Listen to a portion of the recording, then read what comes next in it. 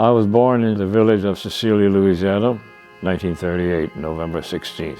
Early childhood, very poor family, no electricity, no running water. My lamp when I was growing up to read. Remember when we first got electricity, I would sit under the electrical line coming from the road and hum to the electrical line. At some point, my mother wanted me to be the next pope or what cardinal or whatever. So she brought me to church to be an altar boy. And as we were talking to the priest, the choir started singing. And I turned around, it was all girls. And I'm going like, I turned to my mother and said, I think I want to sing. She said, well, if that's going to make you happy, do it. So every time I come back from a tour, her first question is, are you happy doing what you're doing? I'm saying, yeah. She said, well, don't change. So 1, 2, 3, 1, 2, 1, 2, 3, 1, 2, 1, 2, 3, 1, 2, 1, 2. So in all its permutations. So we'd repeat this bar until Philip would nod. Then we'd jump to this bar. And we played for however long he wanted and nod his head. In fact, if you see the photograph of that, him nodding his head. The first ensemble was all composers. Philip's a great composer, he's not a great piano player. And all the other guys weren't great piano players either, the composers. And we're doing da-dee-da and mistake, da-da. It was just torture. So as friends of mine realized in Louisiana that I was surviving in New York, started showing up one at a time. And I would always suggest to Philip, let's audition, my friends. And eventually, 7 musicians from Lafayette went through the ensemble. I said, let's make the music faster and louder. We had an engineer who just cranked it up. The critic, John Rockwell at New York Times, latched on to Philip, and it was one praise after another. So that helps when you got a critic from New York Times in the music review. Then Einstein and the Beach came along, the opera with Robert Wilson, and that put Philip and Robert Wilson on the world music map. That was a big breakthrough. And I would tour with Philip, and after his tour, I would tag my concerts at the end of his tour.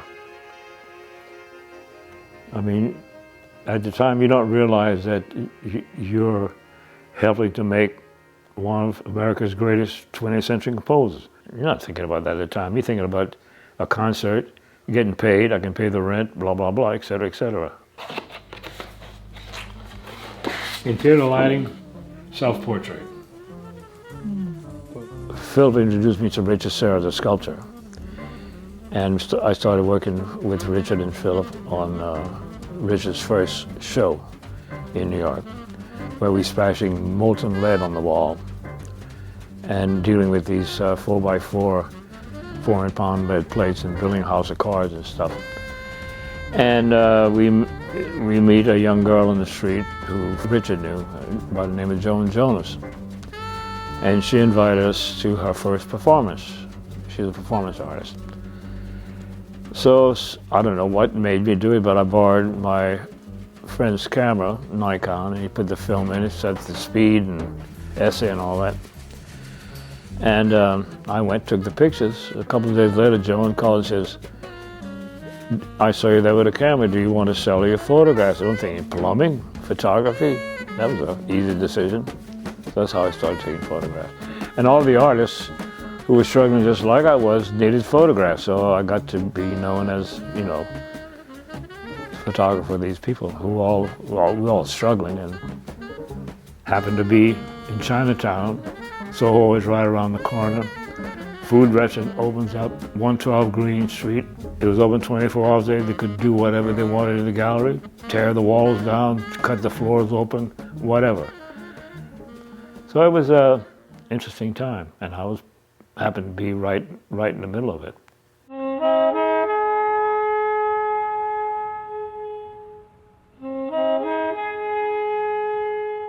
People always considered me a jazz musician.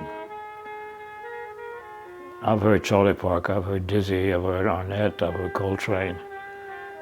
I'm not good at that sort of improvisation where repetition chords is over and over and over again. And I just fell in love with free improvisation, which, for me, free improvisation, I can take the saxophone to its limits. It's my basic goal when I do the concert, see how far I can take the saxophone.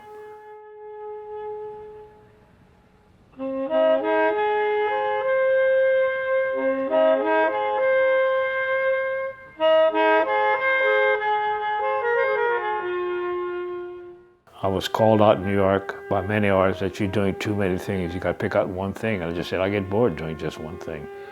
And it kind of fell into place. Music, Philip Glass, Jones photography, okay. And then Leo Castelli suggested that I should become a painter. I always wanted to paint. I didn't have the time at the time, so eventually I started painting.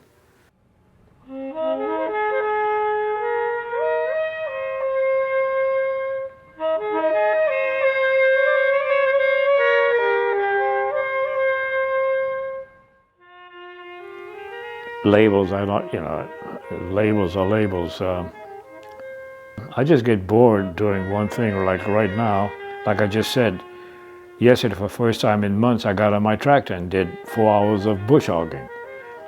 And most people go like, oh my God, that sounds like work. To me, that's like pleasure. Doing a painting or drawing or printing photographs or taking photographs is just another extension of not being bored with just one thing. No, I mean, I'm a Renaissance man. Whatever you want to call me, you can call me whatever you want.